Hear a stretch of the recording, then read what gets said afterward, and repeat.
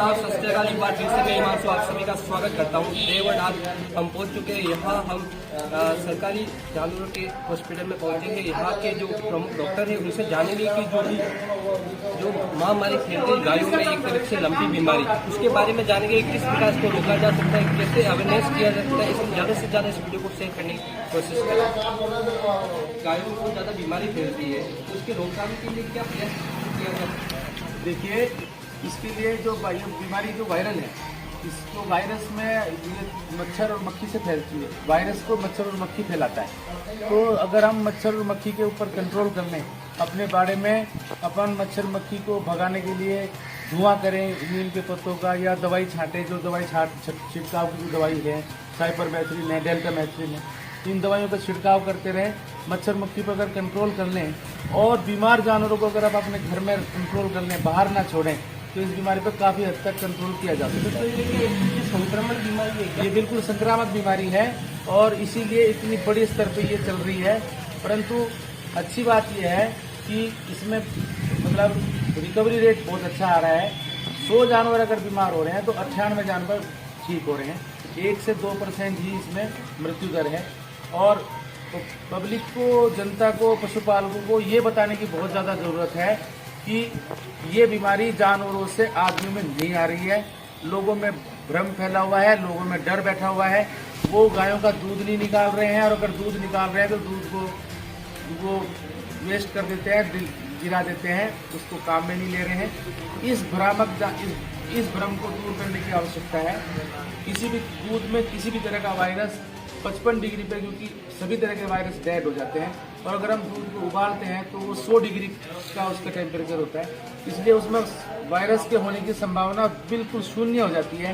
इसलिए सभी पशुपालक भाइयों से, बहनों से निवेदन है कि वो गायों का दूध निकालें और उसको इस्तेमाल में लें। अगर आप उसका गाय का दूध नहीं निकालेंगे, बीमार जानवर गाय का दूध नहीं निकालेंगे, दूध थनों में रुका रहेगा, तो उससे भी उसके अंदर दर्द पैदा होगा, बुखार होगा, तनाव होगा, तान की वजह से उसको टेम्परेचर बनेगा और वो उस दर्द में रहेगी। सर, प्रशासन किस तरह से सहायता करे जानवरों को बचाने के लिए? प्रशासन से मेरा यही अनुरोध है कि पूरे गांव में, जो मैं पिछले बहुत दिनों से अनुरोध कर रहा हूं, नगर पालिका में भी अभी तक किसी तरह की कोई कार्रवाई वो लोग नहीं कर रहे हैं। पहले 1 महीने से मैं निवेदन कर रहा था कि आपके पास में छिड़काव की मशीनें भी हैं, आपके पास फॉगिंग की मशीनें भी हैं।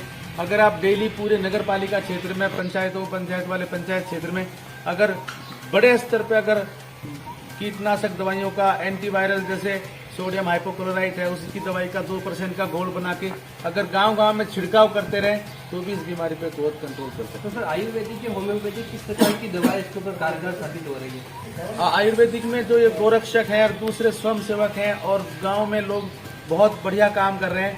वो लोग हल्दी, काली मिर्च, काली जीरी, सेंधा नमक, गुड़, घी, बाजरी का आटा, इस तरह की दवाइयों के मिक्स करके लड्डू बना के और निस्वार्थ भाव से खिला रहे हैं। वो सब लोग बहुत धन्यवाद के पात्र हैं।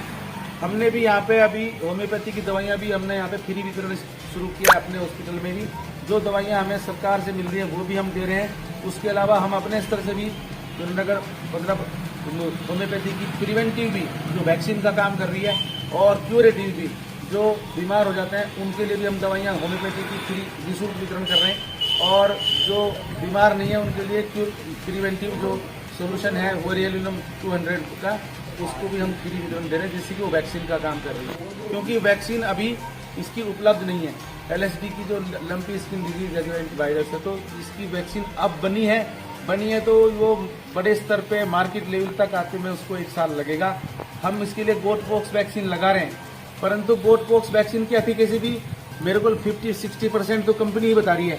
और मैंने यहाँ पे 2 गौशालाओं में गोट पॉक्स वैक्सीन लगाई है, उसका कोई रिजल्ट हमें नहीं मिल रहा है। 100-150 एनिमल तो भी हमारे अभी वैक्सीन लगाने के बाद भी गौशाला में जानवर बीमार हुए हैं। सर, जैसे कि जानवर बनने के बाद वो इधर उधर फेंके जा रहे हैं, बिल्कुल गलत है। इनसे क्या बीमारी होने का खतरा बहुत है? ज़्यादा इससे लंपी स्किन डिजीज फैलने का भी डर है, और दूसरी जो इंसानों में बीमारी फैलने का है, जैसे दूसरी जो संक्रामक बीमारी है, उससे प्लेग भी हो सकता है, उससे दूसरी हैजा भी हो सकता है, कोलरा हो सकता है। ह्यूमन में बहुत सारी बीमारियां हैं जो, क्योंकि जब जानवर को बाहर फेंकते हैं तो वो सड़ता है, तो बहुत सारे बैक्टीरिया और बहुत सारे इस तरह के जो कीटाणु हैं वो उसके ऊपर पनपते हैं और वो फैलते हैं। चारे के ऊपर जाते हैं, दूसरे जानवर उसको खाते हैं तो दूसरे इधर उधर वो पोटी करते हैं तो उनका इन्फेक्शन वहाँ जाता है। इसलिए हमने सभी, सरकार ने भी, प्रशासन ने भी, जितने भी ये अपनी मतलब म्यूनिसिपैलिटीज़ हैं और जितने भी पंचायत हैं, ग्राम पंचायत है, उनको निर्देश दिया हुआ है कि आप जो है जितने भी लंपी स्किन डिजीज से एनिमल मरते हैं उसके लिए उसको जेसीबी का खड्डा करके उसमें चूना और नमक के साथ उसको दफन करना चाहिए।